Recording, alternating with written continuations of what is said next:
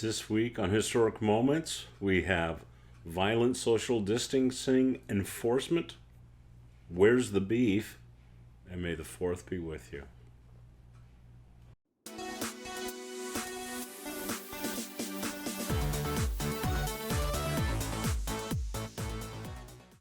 Welcome to Historic Moments with Lindsay. I'm not here to report the news. I'm here to start a conversation about the events that are affecting your life. This episode is for the week ending Sunday, May 10th, 2020. Our first item up, reported by NBC, police stop several youth in an attempt to enforce the stay-at-home order or the social distancing rules, and that encounter turns violent. All right, and there was a big splash on the news when that happened. And this is obviously an event that has happened in response to the original event of the coronavirus out there. In fact, it's kind of several stages down that. So we have the coronavirus, we have a reaction, which is to issue the stay-at-home orders, and then we have people who are now like, no, we're not going to disperse. We are going to stay here, and we don't think there's anything you can do about it. So actually, I don't know what they said between police and the people involved, and I'm not making an effort to come in on the side of the police or on the citizens who were illegally gathering. So that's not my point. I'm not about the politics of this. What I am about is bringing attention to these events and getting you to think about how they are affecting your life. So how does this affect your life? So here we have law enforcement physically enforcing a rule that tells people that they cannot gather in social places. They cannot gather on the street, in public places. And this has turned violent. And obviously, this could be a first step in a whole series of events where people say, no, we're not going to stay home, or no, we're not going to disperse. And the police have a choice of either physically moving them, arresting them, or not enforcing the order. Like I said, I'm not picking a side on this, but where do you come down on it? What does this make you think? And how does it make you feel? Have you had a situation where anyone has tried to force this issue on you? Have they made you wear masks? Have they made you go home? Have they refused to let you go someplace? Was it possibly the police that were involved with it? How about at work? What are they forcing you to do at work? And what about public venues? So a lot of them are closed. The beaches in California were closed. I'm talking about opening them up. Where does the government does the government have the right to do that? I'm not going to take a political stance on this, but this definitely is affecting you. What events, what activities, what places are restricted to you at this point? And to what extent are the powers that be willing to go and do to prevent you from gathering together? So here in Arizona, the governor had announced about a week ago that violating the social distancing rules could result in a fine up to $2,400 and 6 months in jail. Wow, that's a pretty hefty fine. I mean, if that was enforced, that could really hurt a person for doing no more than maybe you went to the park. You're like, hey, it's sunny outside. I've heard that the virus can't spread in the sun and in the heat and outside, and so it should be safe. So we went for a walk together at the park. And we met some friends there and we talked to them for a while. And for that, you could be sent to jail for 6 months and pay a fine of $2,400. All right, so that's a reaction to reaction to reaction, and yet there's already been reactions to that. So several members of the local law enforcement community in the state have already stated that they don't plan to enforce that law. Okay, so that's interesting. So we have already division. We have a division among law enforcement, and how far might that go? Might that get to a point where it becomes violent, that we have one side who says we've got to enforce it to protect the people. We've got another side who enforces says, no, that's not our job. That's not our job to make people not get together. Or that we just disagree with the rule, or we think that the governor is wrong. Whatever their reasons might be, could this lead to violent opposition between members of law enforcement? And what about state and federal? How far does this go until the federal says we're going to make you enforce this rule, and the state says no, or the other way around? Federal government says don't enforce this rule, and the state says we'll do it if we want to. And then we see perhaps a clash of military forces at that point. All right, so yeah, I'm making it sound really horrible, and it's not to that point. But when you see the police violently enforcing an order like this, it makes you think, how far will it go? Is this just the first step to forcefully imposing restrictions on our life? And if so, what other restrictions might they enforce? What other freedoms might we have to temporarily do without for the so-called safety of ourselves and others? And can they really enforce a safety rule on us? I mean, people are allowed to drink, people are allowed to smoke. Both of those are not healthy for you. And yet we're free to do that. How is going to a place where you might contract this disease any different from that? And I'm sure that there's a lot of ways that they are different.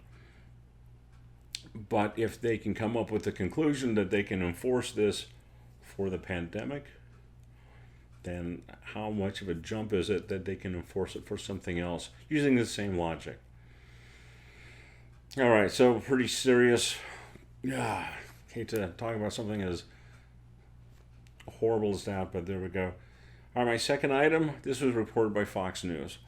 Now, on that, they highlighted Wendy's, which is talking about beef shortages. They are already suffering from beef shortages, and we're told that that's just the tip of the iceberg, that we can expect more, that down the road, that we will have not as much an abundance of meat products as we've already had. And I think we've probably seen that. So in my life, I mean, how does that affect me? Obviously, here we go. Virus comes out. There's been some orders by the government. Meat supply has been disrupted.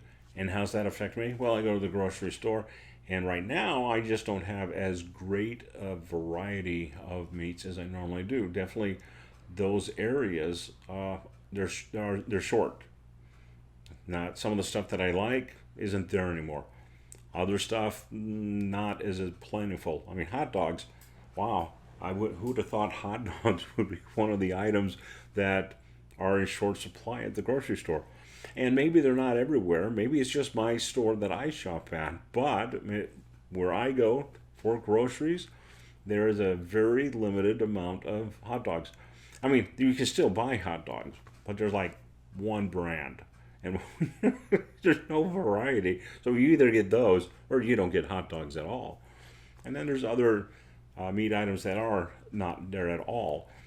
So what's next? And how bad might this get? Might the meat products not be a situation where we have a limited variety and maybe restrictions on it? Maybe it's like the toilet paper thing. Maybe you go to the store and there just isn't any to get. Or maybe you are in line for 2 hours to be the first one at the butcher shop to get your 2 pounds of meat products, which is all you're allowed to get. And so many people are going to be in line that they'll be out within 2 hours. All of it will be sold out. Could that be something that we see? I mean, if we are going to have less meat products going through the pipeline, that is definitely something that we have to look out for. And how does that affect your life? Can you do without a steak? Can you do without some sort of meat product in every meal? I mean, obviously, if you're a vegetarian, this is no problem. That is not going to be a problem for you. But for the rest of us who might like bacon with our eggs in the morning, or might like a good juicy hamburger once in a while, what is life going to be like if you're not able to do that? Or you're not able to do that when you want to do that. All right. And in my life so far, it hasn't affected me. I mean, fortunately, like I said, meat is still there. But Wendy's, it's already affecting that. Could lead to the chain having to shut down. And they may not be the only ones. Other restaurants are going to have the same problem. Other industries are going to have the same problem.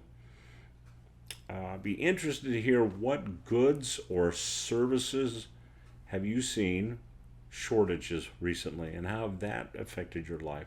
So take a few moments, and if you're writing in a journal, maybe think about what it is that right now in your life, as you're staying at home or trying your best to follow the stay-at-home order, are you doing without? Besides the things, I mean, I'm doing without movies because I can't go to the movies, but what products that you should be able to go to the store, pick up, and bring home are you also doing without? All right. Now, on a lighter note, Monday was May the 4th, which is the day they celebrate Star Wars. Ta-da-da! Yes. Star Wars came out in 1977. It has had a major impact on the entertainment industry. It opened the door for sci-fi to be accepted among mainstream society. I mean, all of these Marvel superhero movies you're seeing now really have to thank Star Wars for kind of making it more acceptable to appreciate sci-fi. I mean, before then, people like me had to enjoy sci-fi, almost in shame. All right, and I see, I even wore my Darth Vader t-shirt. And so Monday, what did I do? Yeah, absolutely. I ran around and I wore my Darth Vader shirt that day too. And I played Star Wars video games. I talked about Star Wars to my friends. I mean, I definitely enjoyed that. What did you do? Did you do anything for Star Wars? And maybe you're not a Star Wars fan. Maybe you're more of a Star Trek fan. Okay, and I definitely have had this conversation with people and they're like, I hate both of them. Leave me alone. All right, and then, okay, so I feel bad for you. But for the rest of us, which is better? Star Wars, Star Trek, the same, doesn't matter. All right, and I'm going to tell a story. So 1977, Star Wars came out, and I remember it clearly. I had just graduated from high school. In fact, I think we'd had our last day that very week, and me and a buddy, we went to the Santa Capri. And in Arizona, at that time, Santa Capri had specials. They'd have an exclusive. So they were the only one in Phoenix that could show Star Wars. And it was a big theater, single screen, big, huge screen. They had curtains, and the curtains would rise before every performance. I mean, beautiful stadium seating back then, which was unusual. It was a great experience. If you wanted to really enjoy a movie, you went to the Santa Capri. So my buddy and I, opening night, we go down there, 7 o'clock showing, we show up at 6:55. We walk up to the ticket booth, we get tickets, we walk in, get our popcorn, candy, soda, go inside, and we get great seats. Now, I'm saying it wasn't empty, but it was super easy to get an excellent seat for the movie. And we watched it, and we enjoyed it, and it was amazing. And we're like, oh my goodness, that's one of the best movies ever. Well, yeah, fast forward like 2 weeks, a month, and people are waiting in line 2 hours just for a chance to buy tickets to get in and see the movie. 2 hours. And we're talking Arizona in June and in July, especially in July. Can you imagine sitting outside in 115 degrees in the sun for 2 hours because you're going to go in and see that movie? So yeah, this movie really changed entertainment scene in the United States and probably around the world. How did it affect your life, if any? Just curious about it. I mean, obviously, May the 4th, Star Wars, not a major news item, all right? But I wanted to end with something a little lighter, just to let you know that, there's still great stuff going on in the world. There's plenty to be thankful for and to look forward to and to take heart that this, just because I'm reporting some serious things, there's still hope. I want there to be hope.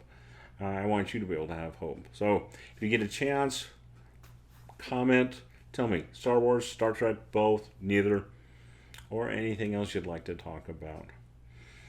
All right, and that's it for this week. I hope I made you think.